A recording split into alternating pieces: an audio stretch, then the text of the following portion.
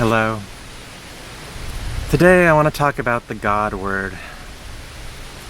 This is a word I've had a lot of trouble with for much of my life, for a variety of different reasons, mostly because it's pretty much bankrupt of meaning because it's used in so many different ways and has so many different understandings by different people.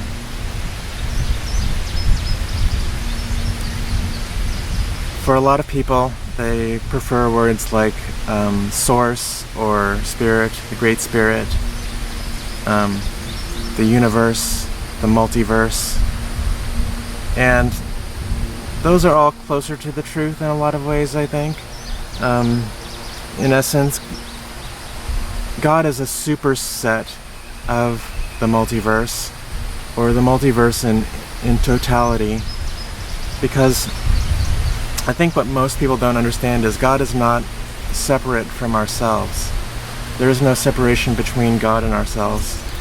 We are God. Every single soul is God. It's just, in a sense, a little facet of God looking at creation from a different angle. You know, the spirit of Source is in everything, whether living or non-living, as the scientists would call it. And it took a lot of both metaphysical and quantum physical training for me to really understand this. And the more I understood quantum physics, the more I realized that basically everything is just forms of energy at different scales, different wavelengths, different things. Like this bench is energy, the tree is energy. They all have their own spirit. They are filled with light. And I think it's because I have such a technical mind. It wasn't until I put together a few things about the details of this that really helped me with that, such that I started to realize that certain I discovered Dolores Cannon, and several of the people she had done past life regressions on had experienced the same life, and that sort of gave me an aha moment. I'm like, oh, well, maybe we are all the same soul, but from a different, if you go up to a higher dimension, the fifth dimension, the sixth dimension, then all of that totally works. It's just our limited brains thinking in the third dimension or the fourth dimension don't see how all of those things could actually be the same, but we're all the same from other viewpoints. And this actually totally ties in perfectly, I think, with both Buddhist teachings and Christian teachings and Hindu teachings, because really all of the great teachers say that the ultimate delusion is duality. The separation of different things, saying we are not something, but we are not this, we are not that. That is all delusion. The truth is we are all of it. The truth is we are all God. The truth is we are all being acted on by gods around us. We are all just different aspects of the same unity. There is no bifurcation other than the delusion that being in this body makes us think we have. If we were actually able to understand the universe, or actually the multiverse, because it's not just a universe, it's a multiverse, at all of the different dimensions, and the math shows that it could be up to 10 different dimensions, but I think even if it was only 6, it would work. Then there's really no separation between any point in time, between the multiverse at the point of the Big Bang, through the expansion, through whatever comes after. And if we are operating on the 5th or 6th dimension, then all of those things can potentially interact with each other over again. So I'm much more okay with the word God now that I understand that there's not a God. Like the Buddha told the story that Brahman thought he was God because he was the first one around. But he wasn't. He was just the first one of the higher beings that were around.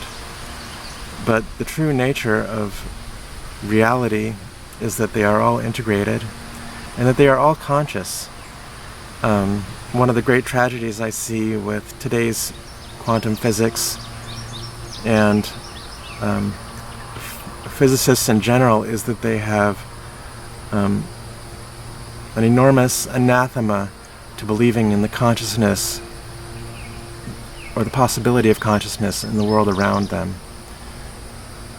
They have a hard time, even though there are so many experiments that show this is quite probably the case. We too often want to say, oh no, it's all very mathematical, it's all cut and dried, consciousness can't make any difference, but they are completely ignoring the fact that they are conscious beings.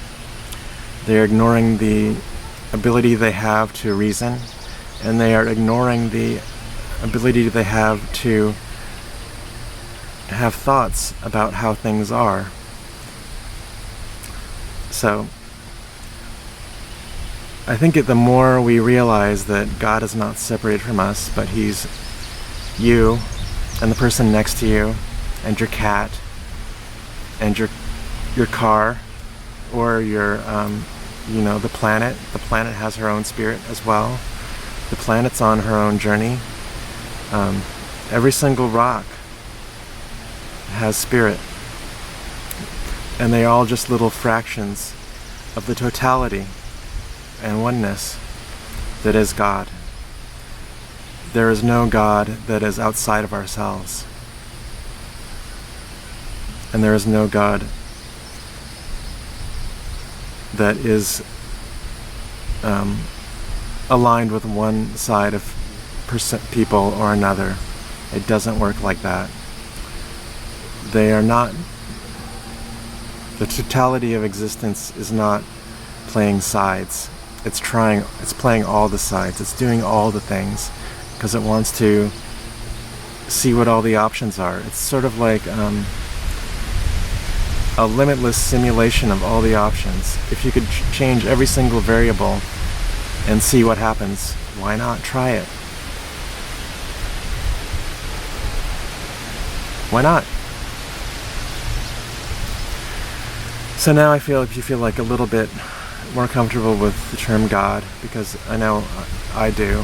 I used to always say the universe just because I was fundamentally an atheist, but you can actually be an atheist and be a deist as well. Because to me, I just see they're two sides of the same coin. But most deists don't realize that the God is not separated. If you're an atheist, there is no God. Well, that's kind of the same thing as saying everything is God, right? I'm sure I'll get a lot of nasty comments about this one, but that's okay. Hopefully I can open a few minds as well. And the universe, the multiverse, is very complicated, and there are all the different options out there. And the more we realize that we have the blessed opportunity to choose the way we want to experience our little section of the multiverse, I think the more enlightened we'll all be. I'm Valentine. I hope you enjoyed this. May you be well. May you be blessed. May you be at peace. May you like, comment, share, and subscribe. Aloha.